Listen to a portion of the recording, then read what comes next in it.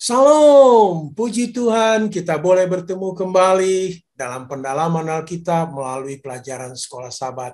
Kami dari ASI Jakarta tetap setia dan bersuka hati dengan komentar-komentar yang diberikan di YouTube maupun di Facebook. Luar biasa, terima kasih atas masukannya.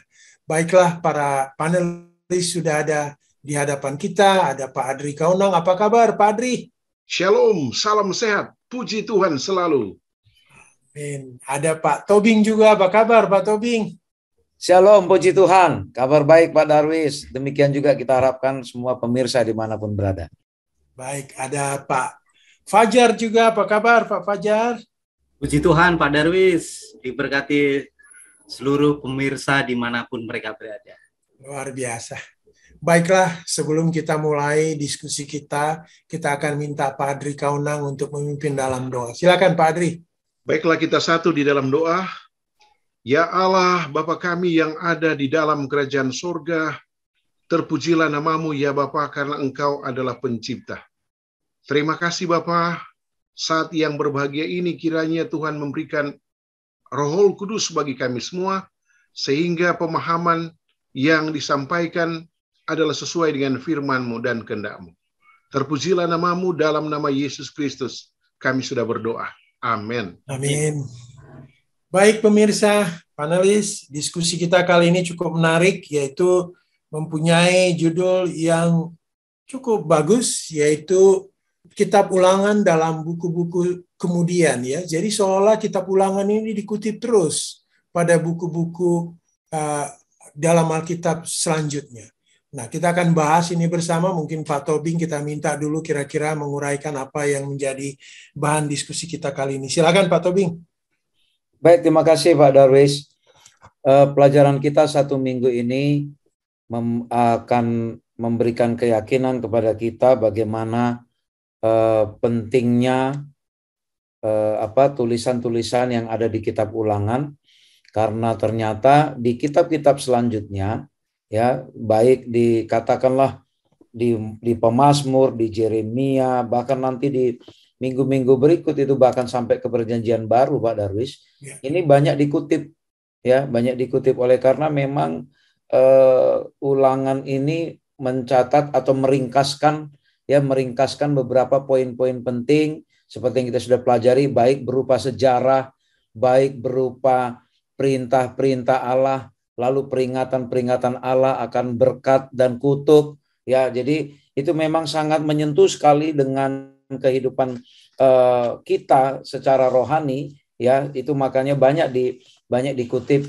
oleh kitab-kitab lain. Kalau dalam satu minggu ini nanti kita akan membahas mengenai bagaimana Yosia juga, ya, terkait dengan kitab ulangan, kemudian doa Nehemia, doa Daniel, kemudian Mika juga, ya, itu berkaitan dengan kitab ulangan. Di Mazmur 81, kalau kita seandainya baca itu Mazmur 81, itu juga merujuk kepada kitab ulangan mengenai 10 hukum Allah, ya.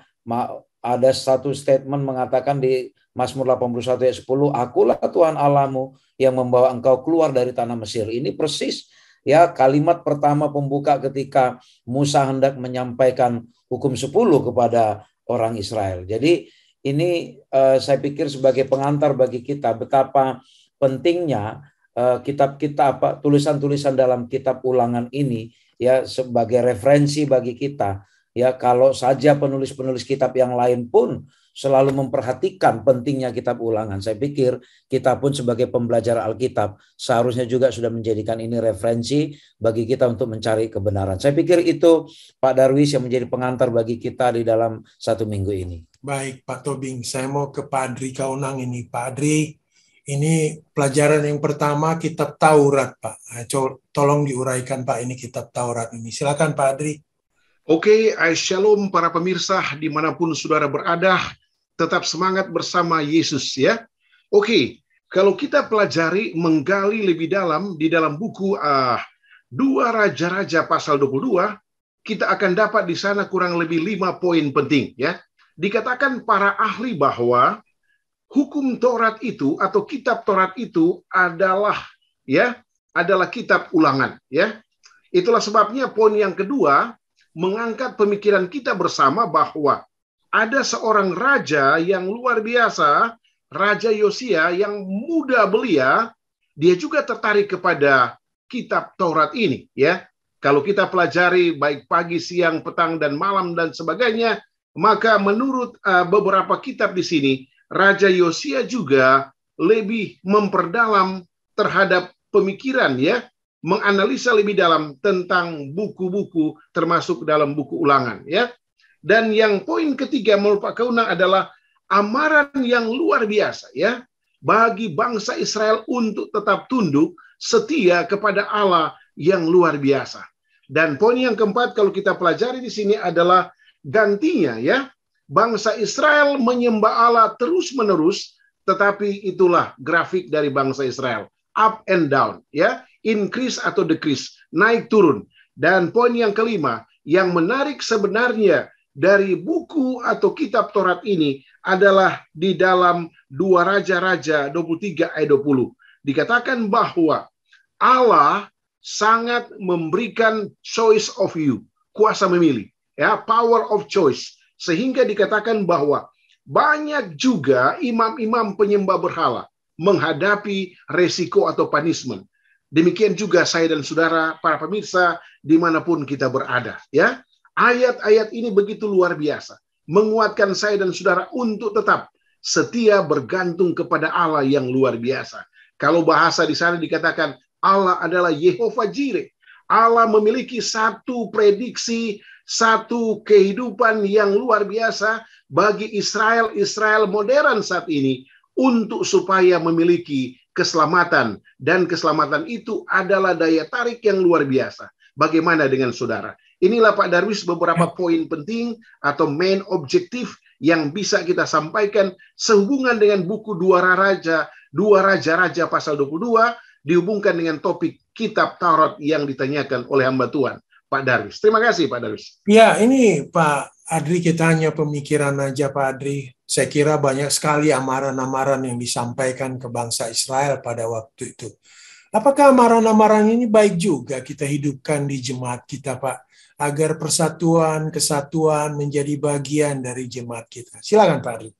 Jadi memang Pak Darwis untuk menjawab ini memang masalah yang terjadi baik itu di gereja atau umat yang sisa memiliki tipe-tipe manusia yang berbeda. Ya, ada tipe dominan, ada tipe influences, ada tipe steadiness, atau ada tipe complaints. Ini terjadi, ini ada di setiap insan manusia yang disebut dengan the remnant, umat yang sisa.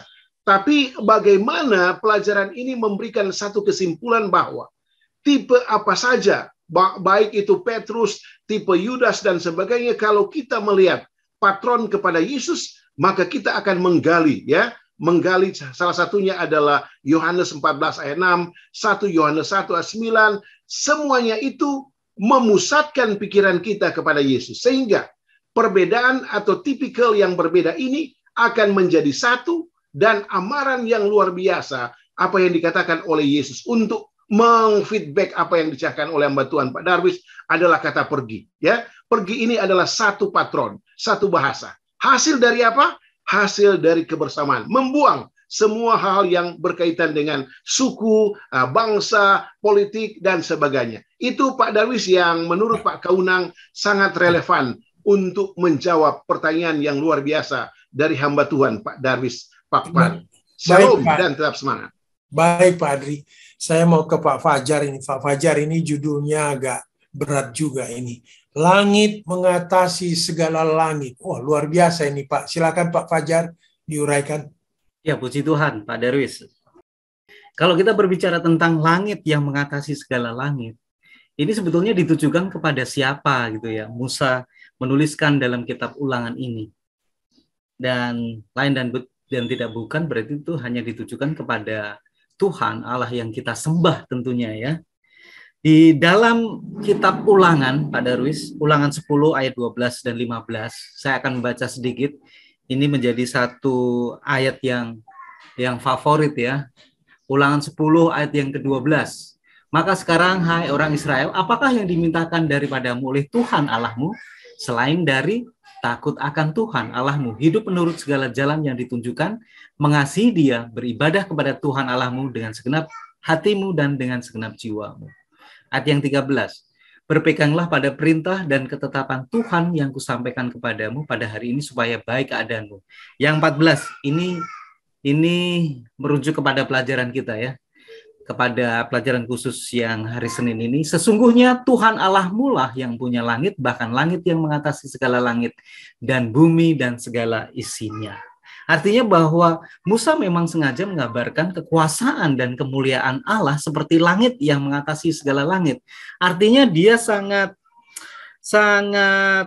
powerful ya, memiliki satu kuasa yang luar biasa nih Pak Darwis. Tuhan yang kita sembah ini ya, mampu mengatasi langit segala langit. Dan tulisan-tulisan Musa ini menjadi satu referensi bagi Nehemia. Nehemia juga mengutip hal yang sama ya, pujian, penyembahan kepada Tuhan, menyebut Tuhan Allah yang dia sembah itu sebagai Tuhan Allah yang mengatasi segala langit. Mari kita baca di dalam Nehemia 9 ayat yang ke-6. Nehemia 9 ayat yang ke-6. Hanya Engkau adalah Tuhan. Engkau telah menjadikan langit, ya langit segala langit dengan segala bala tentaranya, dan bumi dengan segala yang ada di atasnya, dan laut dengan segala yang ada di dalamnya. Engkau memberikan hidup kepada semuanya itu, dan bala tentara langit sujud menyembah kepadamu. Nehemia juga mengutip ya, dalam mengambil dari kitab Ulangan yang ditulis oleh Musa, bahwa Tuhan yang dia sembah itu adalah Tuhan yang mampu mengatasi langit segala langit. Artinya apa sih pelajaran yang bisa kita ambil dari sini Pak Darwis? Ya. Tentunya kalau kita memiliki Tuhan Allah yang luar biasa, tentunya kepada siapa kita akan menyembah, kita akan memuji, bersyukur kepadanya. Kita merasa bangga kita memiliki Tuhan yang mengatur kehidupan kita, yang menjadi pelindung bagi kita. Khususnya bagi seluruh pemirsa, kita bersyukur oleh karena kita memiliki Tuhan yang patut kita sembah. Dan tentunya penyembahan serta pujian itu pasti akan kita tujukan kepada Dia. Karena Dia adalah Allah yang luar biasa, Allah yang mampu mengatasi langit segala langit. Demikian Pak Darwis. Iya Pak Fajar, sepertinya puji-pujian ini kepada Allah, rasa hormat kita harus kita lakukan setiap hari. Bagaimana Pak kita bisa lakukan itu agar ini menjadi bagian kehidupan kita, puji-pujian dan rasa hormat ini. Silakan. Amin, amin, amin. Puji Tuhan. Dan tentunya ini menjadi satu tantangan ya, respon kita sebagai umat pilihan Tuhan, sebagai umat-umat Tuhan pada zaman ini ya, kalau kita mengetahui bahwa kita memiliki Tuhan yang mampu mengatasi segala hal, yang kekuasaannya itu luar biasa sekali ya, dia mampu mengatasi langit segala langit.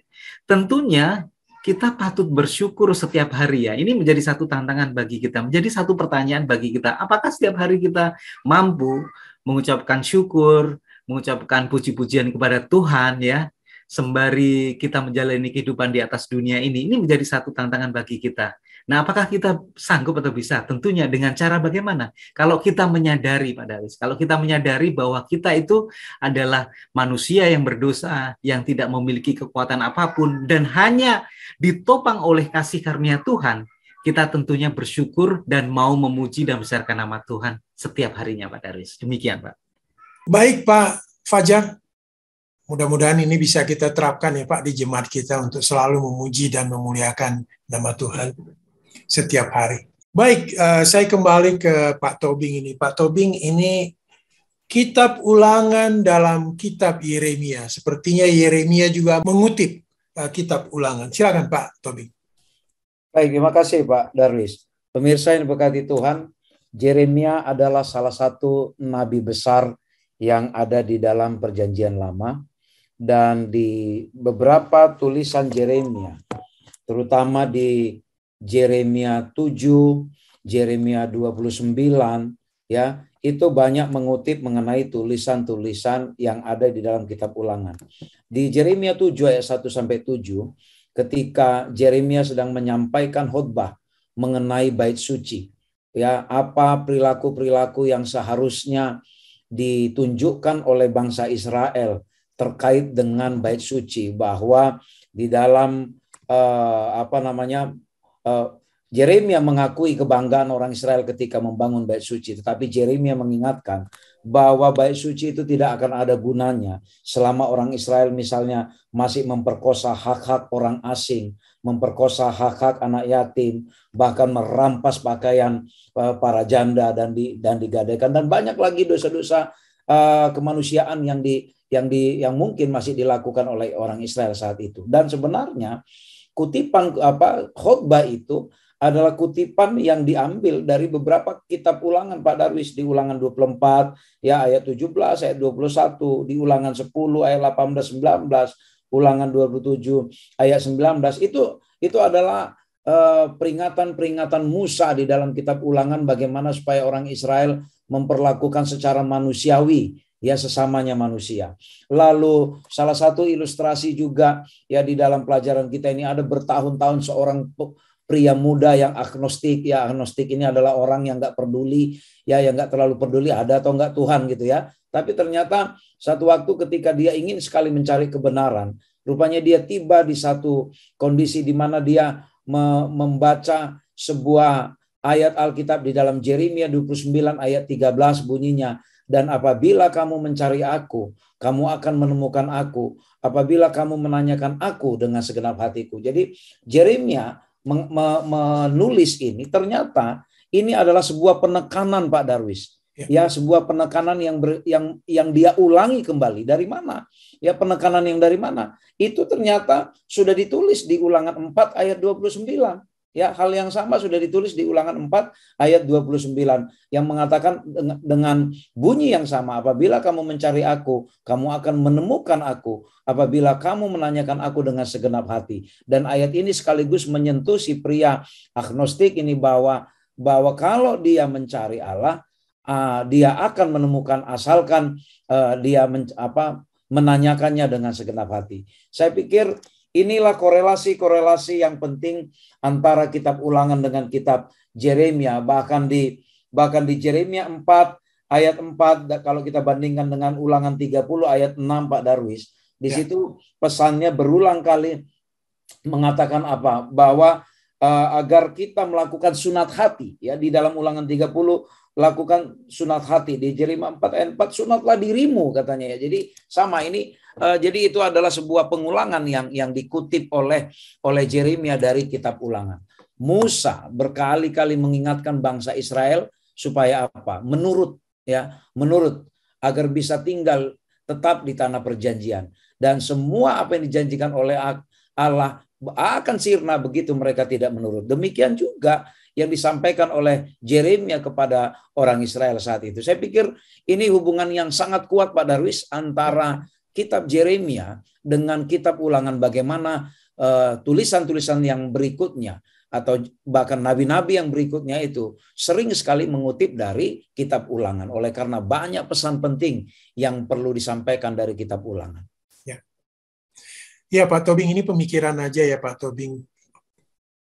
Kalau kita lihat banyak amaran yang perlu kita terapkan dalam kehidupan kerohanian kita pada zaman ini juga.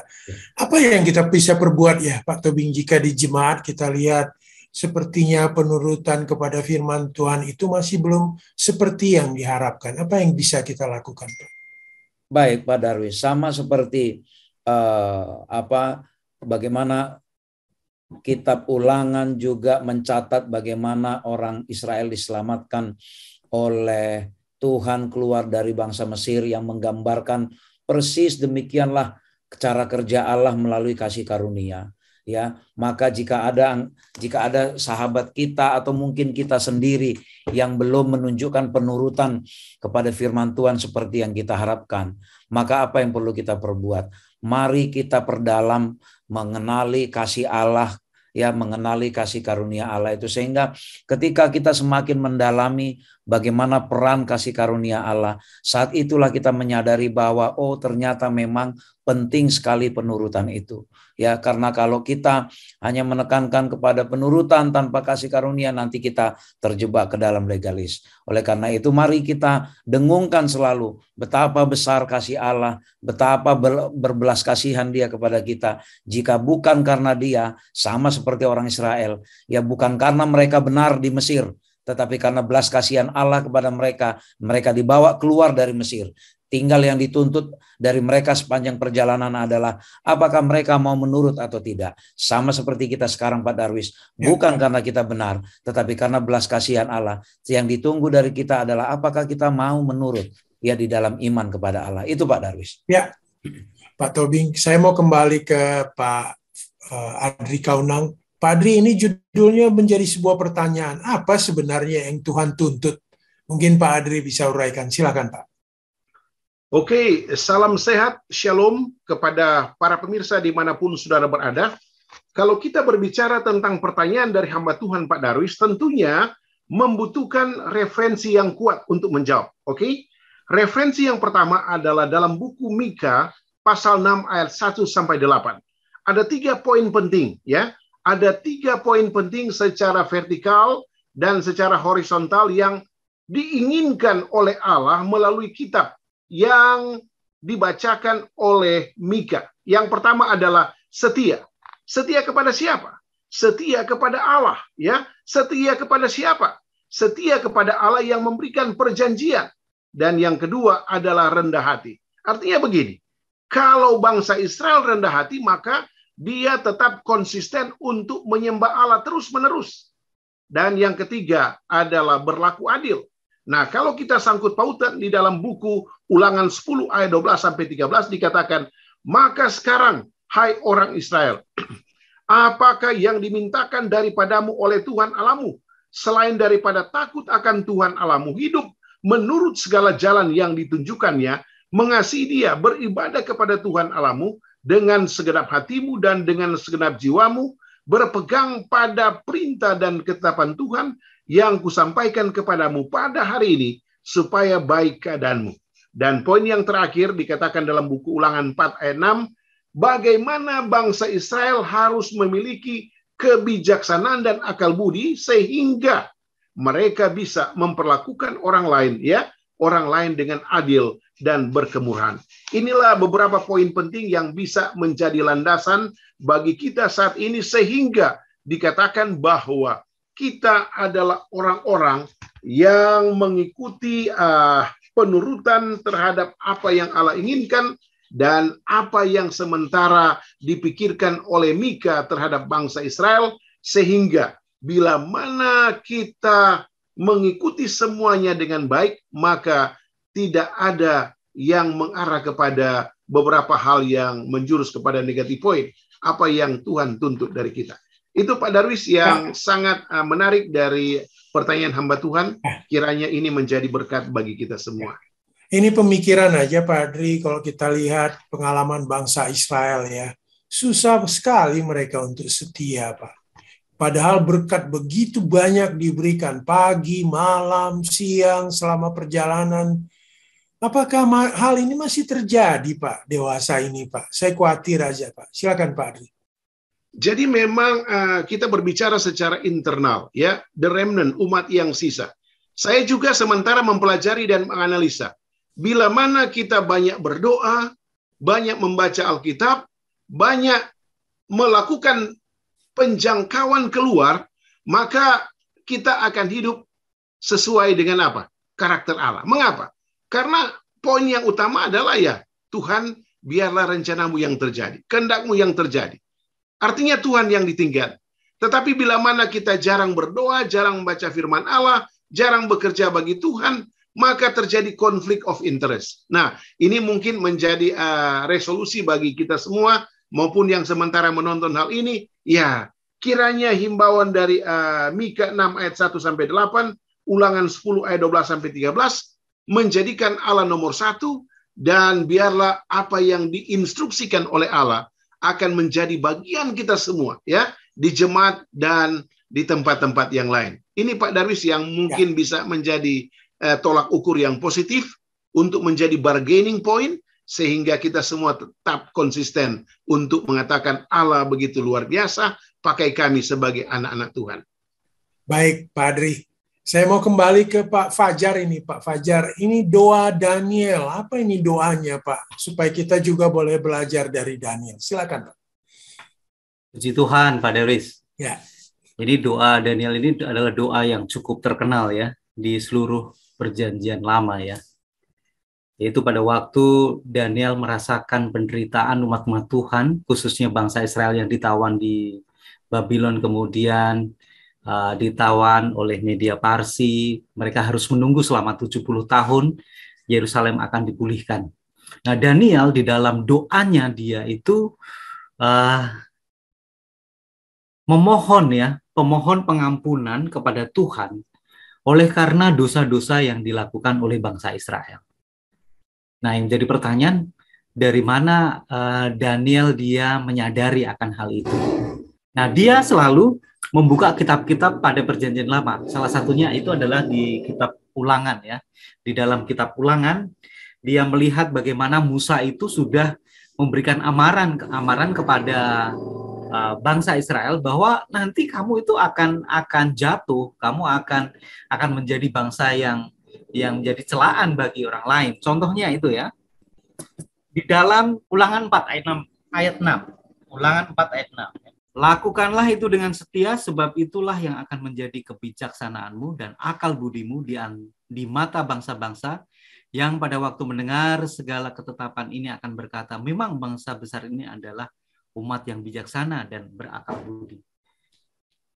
Harusnya bangsa Israel ini kan menjadi bangsa yang besar ya, yang memiliki akal budi, kebijaksanaan, menjadi bangsa yang besar, tapi rupanya dia menjadi satu bangsa yang penuh dengan celaan. Dan itu terjadi kepada zamannya bangsa Israel atau orang-orang Yahudi pada zaman Daniel. Daniel pada waktu dia membaca kitab Ulangan, dia menyadari sepertinya sejarah ini berulang. Sejarah ini berulang. Oleh karena itu, Daniel dia berdoa memohon pengampunan atas segala kesalahan yang dilakukan oleh bangsa Israel atau orang-orang Yahudi yang ditawan. Akhirnya dia harus menanggung, anak cucu harus menanggung akibat perbuatan ketidaksetiaan mereka kepada Tuhan. Ketidaksetiaan mereka kepada Tuhan. Nah, intinya adalah buah-buah ketidaktaatan itu akan menjadikan bangsa Israel ini menjadi bangsa yang dibuang, menjadi bangsa yang penuh dengan celaan. Nah, akibatnya adalah bahwa Tuhan meninggalkan mereka dan Tuhan tidak memberikan satu berkat-berkat kepada mereka. Kemudian pertanyaan kedua, apakah Daniel bertanya, mengapa hal ini terjadi Tuhan? Mengapa kami harus menanggung semuanya gitu ya? Dia tidak bertanya kepada Tuhan mengenai hal itu. Karena apa? Dia sudah tahu bahwa hal-hal ini yang terjadi, penawanan selama 70 tahun yaitu di Babylon maupun ditawan oleh media Parsi, itu karena akibat ketidaksetiaan mereka. Nah, apa sih menjadi pelajaran bagi kita? Pada waktu kita menyadari mungkin ya, kita merasakan dalam kehidupan kita itu, kenapa sih kok tidak ada satu berkat? Yang ada adalah bahwa kita itu sepertinya seakan-akan ditinggal oleh Tuhan. Kita tentunya menyadari, mengintrospeksi diri bahwa mungkin barangkali ada sesuatu yang kita lakukan tanpa kita sadari, itu menyakiti hati Tuhan. Dan pada waktu kita menyadari, kita berdoa kepada Tuhan seperti halnya doa Daniel, supaya kita dipulihkan, meminta ampun kepada Dia yang mengatasi segala langkah. Demikian Pak Darwis. Ya, ini pemikiran aja Pak. Kita kan harus bertobat juga setiap hari ya Pak. Apa ya Pak kita lakukan sehingga pertobatan kita itu betul-betul bertobatlah mencapai tujuan yang benar. Silakan Pak. Amin. Puji Tuhan. Ya. Apa sih yang harus kita lakukan ya supaya pertobatan kita itu mencapai tujuan yang benar? Tentunya yang pertama adalah kita sadar diri, introspeksi diri. Kalau kita melakukan sesuatu yang tidak berkenan di hadapan Tuhan, dan ada satu panggilan dari Roh Kudus bahwa apa yang kita lakukan itu memang salah di hadapan Tuhan. Pada waktu kita menyadari ketidaksucian kita, keberdosaan kita, bahwa kita sudah melakukan hal-hal yang tidak berkenan kepada Dia, ya tentunya kita akan berbalik dari perbuatan itu. Kita menyadari, kita bertobat, kita mengaku kesalahan kita kepada Tuhan, kita memohon ampun. Karena hanya satu-satunya Dia adalah penolong bagi kita. Pada waktu kita meminta ampun, tentunya kita akan diampuni atas segala dosa yang kita lakukan, kita menggunakan pakaian yang baru. Nah, pada waktu kita mengenakan pakaian baru ya kita jangan melakukan hal yang sama ya. Kalau memang betul-betul pertobatan kita sungguh-sungguh, yaitu dari buah-buahnya. Jadi apa yang kita lakukan kemudian dari buah-buahnya kita akan lihat bahwa itu adalah satu bukti pertobatan kita, Pak Darwis. Ya, kita tidak melakukan hal-hal yang bodoh yang seperti yang kita lakukan pada masa lalu ya. Kita berbalik ya, kita berbalik dari apa yang pernah kita lakukan, kemudian kita melakukan yang benar, menjadi tetap setia kepada Tuhan. Demikian Pak Darwis.